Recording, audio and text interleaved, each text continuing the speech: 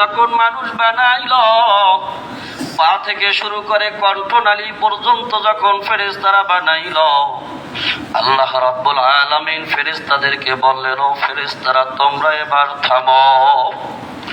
আরে আমার বান্দার এই জবান, আমার বান্দার এই কণ্ঠ, আমার বান্দার এই চেহারা, আমার বান্দার এই কপাল আমি আল্লাহ আমার নিজের কুদরতে হাত দিয়া বানাইব। দেখো না এই দুনিয়ার মধ্যে আমার মাওলায় কত মাখলুক তৈয়ার করছে, মানুষের মতো এত সুন্দর জবান আর কারো নাই, মানুষের মতো এত সুন্দর কণ্ঠ আর কারো নাই। আমার মালিক ফেরেশতাদেরকে বলতেছে, ফেরেশতারা থামো, আমি আমার বান্দার জবানটা নিজের কুদরতে হাত দেয়া বানাইব। আমি আমার বান্দার কণ্ঠটা আমি মালিক আমার নিজের কুদরতে হাত দেয়া বানাইব। দুনিয়ায় পাঠাইয়া আমি কুরআনুল কারীমের মধ্যে ঘোষণা করিয়া দেব, যিকরান কাসীরা, বেশি বেশি পরিমাণে আমি মাওলার জিকির করো। আমি ঘোষণা করিয়া দেব, ফাযকুরুনি আযকুরুকুম। আমার গোলাম দুনিয়ার মধ্যে আমার দেওয়া জবান দিয়া যখন আমি আল্লাহরে আল্লাহ কইয়া ডাক দিবে, ও আমার ফেরেশতারা,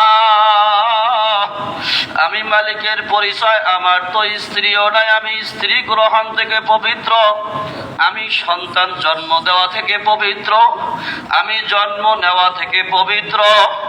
আমার আছে আমার বান্দা, আমার বান্দা বান্দি যখন আমি আল্লাহকে আল্লাহ বলিয়া ডাক দেয়, আমার বান্দা বান্দির ওই ডাক শোনার পরে আমি মালিকের কুদরতি কলিজাটাও শীতল হইয়া যায়।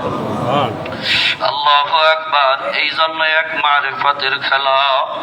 এখন আমরা সবাই মাওলারে ডাকবো।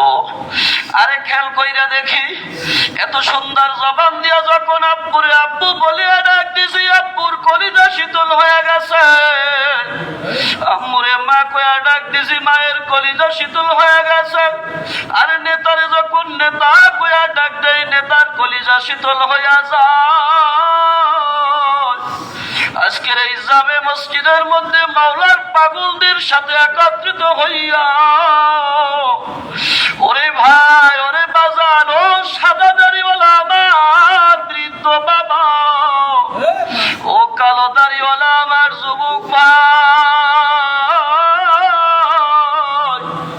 তোমারে আমারে মাওলায় বলে নাই, ঘোষণা দিয়া দেশে, ফাযকুরুনি আযকুরুকুম। বান্দা যখন তুই ডাকো আমি তোর ডাক ফিরাইয়া দেই না, আমি আল্লাহ সাথে সাথে তোর ডাকের জবাব দেয়া দে। আল্লাহু আকবার। তুই যখন আমার জিকির করো আমি আল্লাহ তখন তোর জিকির শুরু করি। আল্লাহু আকবার। যখন আজকে মালিকের ডাক দিব, আল্লাহ তোমার আমার কণ্ঠের এই ডাক শোনার পরে আমার মালিকের কুদরতি কলিজাটাও শীতল হইয়া যাইবে। আল্লাহু আকবার। এখন আমরা মাওলার জিকির করব। জিকির করার জন্য অন্তরটাকে নরম কইরা দেই, মাথাটাকে নিচের দিকে ঝুঁকায়া দেই, আর চেষ্টা করি চোখ দুইটা দিয়া পানি ছাড়িয়া দেওয়ার জন্য। কেননা আল্লাহ রাসূল সাল্লাল্লাহু আলাইহি ওয়াসাল্লাম ঘোষণা দিয়েছেন, ইবকু ইবকু ওয়া ইল্লাম তাবকু ফাতাবাকু। আল্লাহু আকবার। ওরে আমার ভাই, ও আমার বৃদ্ধ বাবা, দুনিয়ার ঘরে আগুন লাগলে যেমন পানি ছাড়া নিভানো যায় না, তোমার আমার গুনার কারণে যে জাহান্নামের আগুন ধাউ ধাউ ধাউ ধাউ করিয়া জ্বলে, ওই আগুন চোখের পানি ছাড়া নিভানো যাবে না। চোখের পানির কত দাম, কিয়ামতের ময়দানে এই ভয়াবহ অবস্থা দেখা যখন সকল নবীরা পর্যন্ত সিজদায় পইরা নাফসি নাফসি বলিয়া কাঁদবে, আল্লাহ রাব্বুল আলামিন যখন জাহান্নামকে কিয়ামতের ময়দানের চারপাশে আইনা হাজির করবে, জাহান্নাম পেটে ক্ষুধার কারণে গুরিং গুরিং করে আওয়াজ করবে আর ডাক দিয়া কইবে হাল মিন মাজিদ, হাল মিন মাজিদ, হাল মিন মাজিদ। ওই অবস্থায় আল্লাহু আকবার, আল্লাহর নবী সিজদায় পড়িয়া কাঁদবে, মাবুদ গো, তোমার জাহান্নাম যেইভাবে লাফায়া লাফায়া আসতেছে, যেইভাবে ডাক দিতেছে, তোমার জাহান্নাম যদি আমার একটা উম্মতকেও খাইয়া ফেলায়, আমি তোমার জাতের কসম খাইয়া বললাম, আমি মুহাম্মদ আর কোনদিন বেহেশতে যাব না। আল্লাহ রাব্বুল আলামিন সেই দিন আল্লাহ নবীর হাতে কিছু পানি ধরাইয়া দেবেন আর হুকুম করিয়া দেবে, আমার হাবিব এই পানিটুকু জাহান্নামের দিকে ছিটাইয়া দেন। আল্লাহর নবী জাহান্নামের দিকে দৌড় মারবে আর পানির ছিটা দেবে, জাহান্নাম অমনি পেছনের দিকে সরিয়া যাইবে। আল্লাহর নবী আবার বলবে, মাবুদ গো, যেই জাহান্নামকে কোটি কোটি ফেরেশতারা টানিয়া ধরিয়া রাখতে পারে নাই, এইটা তোমার কোন কুদরতি পানি, এইটা তোমার কোন বেহেশতের পানি, যেই পানির কারণে জাহান্নাম পেছনের দিকে সরিয়া গেছে। আল্লাহ রাব্বুল আলামিন জানায়া দেবে, ও আমার হাবিব, আপনার উম্মত যখন ওই পেদাবাড়ি জামে মসজিদের মাসিক ইজতেমার মধ্যে বৈশা আবার এই জাহান্নামের ভয়ে কাঁদছে আর চোখ দিয়া পানি ছাড়িয়া দেছে, ওই পানি আমি ফালাইয়া দেই না, ওই পানির উসিলাই আজকে জাহান্নাম পেছনের দিকে সরিয়ে গেছে। মনটারে নরম কইরা দেয়, মাথাটাকে নিচের দিকে ঝুঁকায়া দেয় আর মনটারে বলে, ওরে মন, এই দুনিয়া থাকার জায়গা না,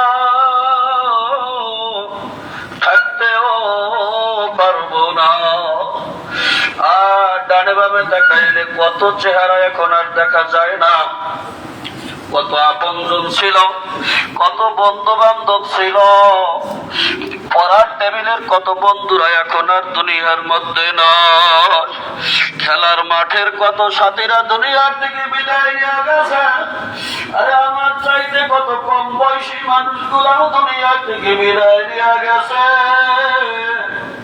একদিন আমারও ডাক আইসা যাইবে আর থাকতে পারবো না। সেজন্য আইলাম আর কি নিয়ে রওনা হইলাম। আল্লাহু আকবার। হঠাৎ একদিন আজরাইল আলাইহিস সালাম আমার সামনে আইসা নাজির হইয়া যাইবে, আমার দেহের থেকে টান দেওয়া রোহটাকে বের করিয়া ফেলাইবে, আমার নিত দেহটা জমিনের মধ্যে পড়িয়া রইবে। আমার দেহের থেকে রোহ বের হইয়া যাওয়ার সাথে সাথে আমার মাথার নিচের থেকে টান দিয়া বালিশটা পর্যন্ত সরাইয়া ফেলাইবে। ওরে এখনো কেন বুঝলি না? আল্লাহু আকবার, আল্লাহু আকবার। মসজিদের মাইক থেকে আমার মৃত্যুর এলান হইয়া যাইবে। আমার আত্মীয় স্বজনরা, প্রতিবেশী আমাকে শেষবারের জন্য দেখার জন্য চলে আসবে। আল্লাহু আকবার। এক সময় মসজিদের ওই খাট আমার ঘরের সামনেই হাজির। আমি তাকায়া তাকায়া দেখি মসজিদের খাট আমার ঘরের সামনে হাজির। লোকজন বলা বলি করতেছে, তাড়াতাড়ি ঘরের থেকে নামা। আল্লাহু আকবার। আমাকে গরম পানি দিয়া গোসল করায়, সাদা 3টা কাপড় দিয়া তাকে বানায়। আল্লাহু আকবার। মসজিদের খাটের মধ্যে শোয়ায় জানাজার ময়দানে নিয়ে হাজির হইয়া যাইবে। সবই দেখবো, বলতে আর পারবো না। ইমাম সাহেব আমার ছিলা বরাবর দাঁড়াইয়া স্যার তাকবীর দিয়ে আমার জানাজা আদায় করব। এরপরে আমার লাশের খাট নিয়ে কবরের দিকে রওনা হয়ে গেল। কবরের কিনারায় খাট নামাইয়া আমার লাশটাকে কবরের মধ্যে রাইখা ওই লোকজন লাভ দিয়া উপরে চলে আসলো। এখন উপর দিয়া বাস দেয়ার কবরটা অন্ধকার হইয়া যায়। একটা সময় বাস দিয়া কলা পাতা চাটাই বিছাইয়া উপর দিয়া মাটি চাপা দিয়া সবাই চলিয়া গেল। আমি আমার অন্ধকার কবরের মধ্যে পড়িয়া রয়েছি। আর কোনদিন কেউ আমার খবর নিতে পারবে না। এমন দেশে যাইবারে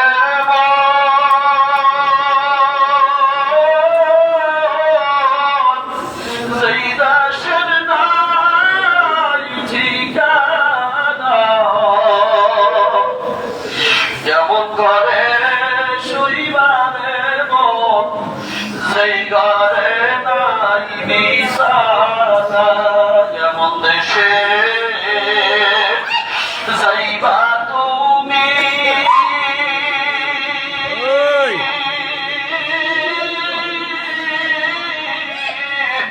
যেই দেশে নাই সাথী,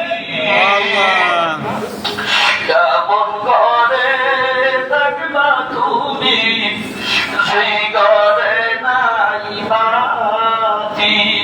কবর হইল অন্ধকার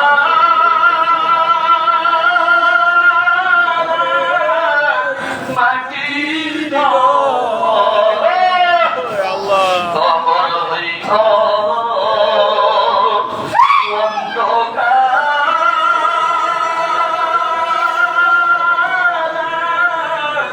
মাটির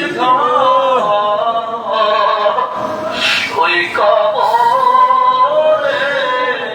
থাকতে হবে